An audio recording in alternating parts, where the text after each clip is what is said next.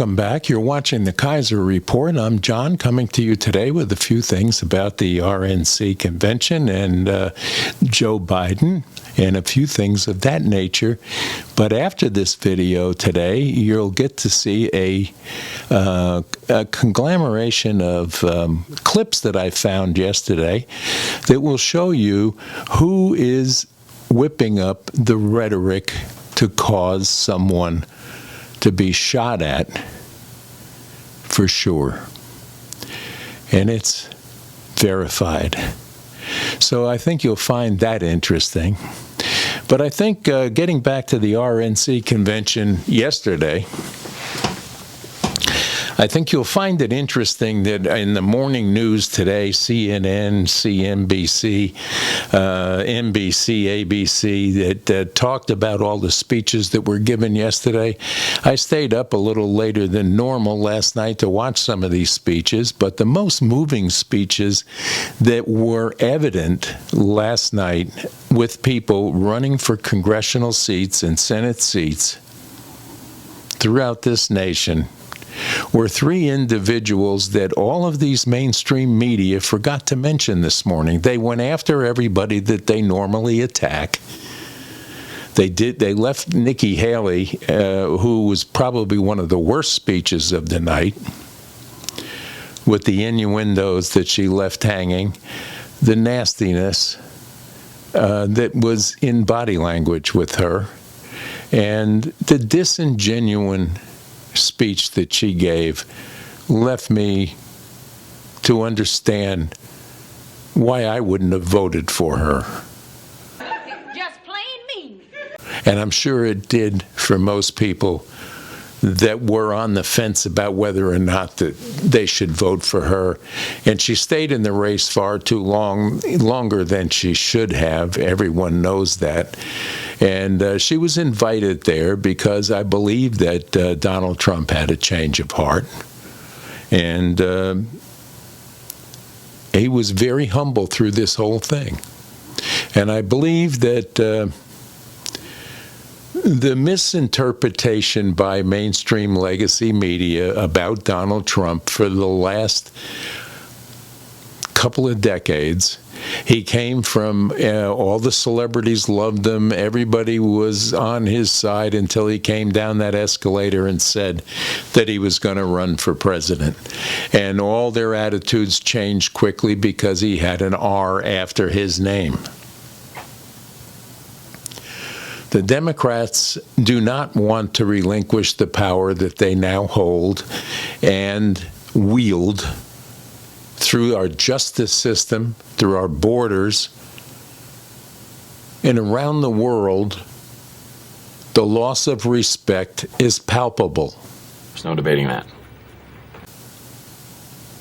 We see that now since the debate and since the out-and-out lie fest that the White House has given us throughout this whole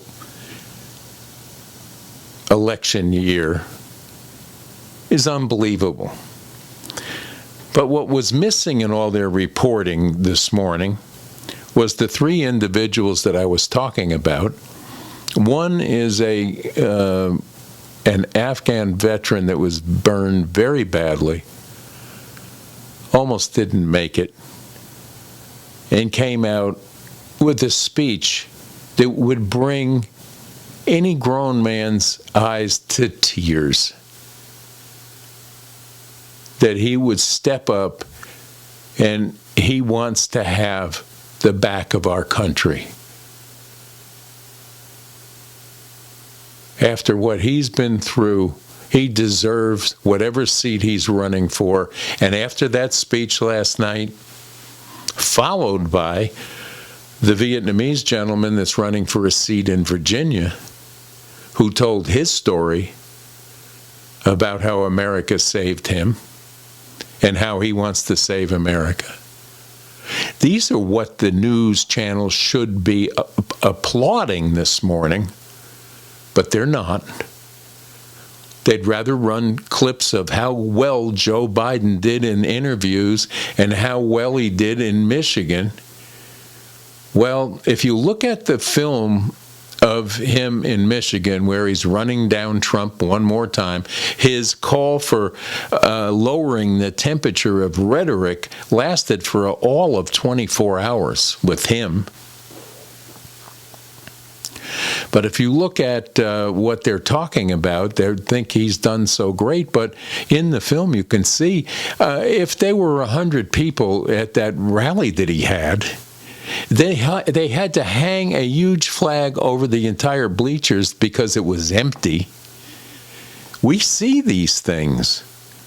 I don't believe what the news media is telling you about how great he did. It was the same old, the same lies, the same hate for Donald Trump. And that's not the way you're going to win an election. He doesn't want to relinquish his power.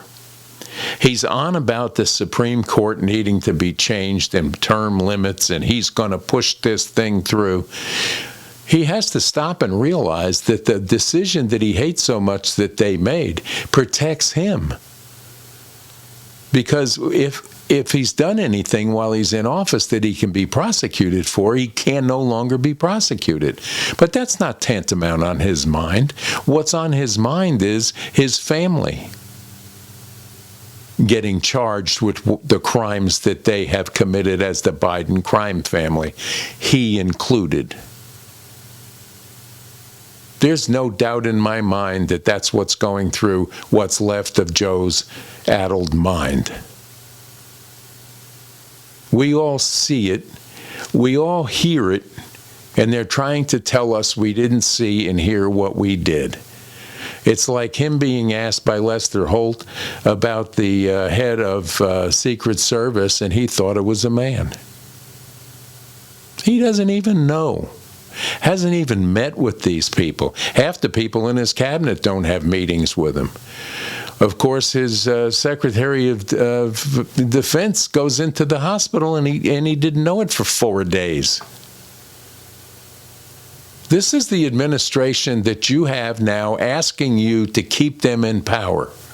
Turn around and look at your border, look at your grocery store prices, look at your gasoline prices, look at what's happened to the education system in this country, look at everything that he's done in the 3.5 years to destroy America, and why would you vote for a Democratic Party to stay in power? And don't give me the lesser of two evils junk, because it doesn't fly anymore. We know now the truth is coming out about who Donald Trump is. I've met the man during the Wallman skating ring redoing through friends of mine that are operating engineers in New York, or retired ones now. And he's not the person that they make you think that he is. And that's a direct result of the media twisting the truth and lying to everyone daily to make you believe what they're told to make you believe. So that's my rant for today. It's Wednesday, hump day. We're halfway through a gorgeous week here in East Tennessee, and I hope you all got to have some downtime over the last weekend and look forward to doing so this coming weekend. We're praying for a little rain here. It's been very dry, but the humidity is high in the air today, so we think that there may be some coming this way. But God bless you all, and remember, stay tuned here, because I'm going to run these clips when I sign off with you, so it won't be the end of the program. But God bless you all, and if you haven't subscribed to our channel, please do. We need your subscriptions to stay viable, and give us a thumbs up or a thumbs down, and don't forget to comment and tell us what your thoughts are, so I have an idea of what you're thinking around the nation, around the world, and let me hear your thoughts. on any of these subjects. God bless you. Have a great day. Bye-bye now. Stay tuned for the clips. An actor assassinated a president. They're still going to have to go out and put a bullet in Donald Trump. Show me where it says that protests are supposed to be polite and peaceful. And you push back on them, and you tell them they're not welcome anymore, anywhere. I have thought an awful lot about blowing up the White House. Please get up in the face of some Congress people. People will do what they do. I want to tell you, Gorsuch, I want to tell you, Kavanaugh, you have released the whirlwind, and you will pay the price. We're going to go in there, we're going to... Well, this is just a warning to you Trumpers. Be careful. Walk lightly. And for those of you who are soldiers, make them pay. If you had to be stuck in an elevator with either President Trump, Mike Pence, or Jeff Sessions, who would it be? Does one of us have to come out alive?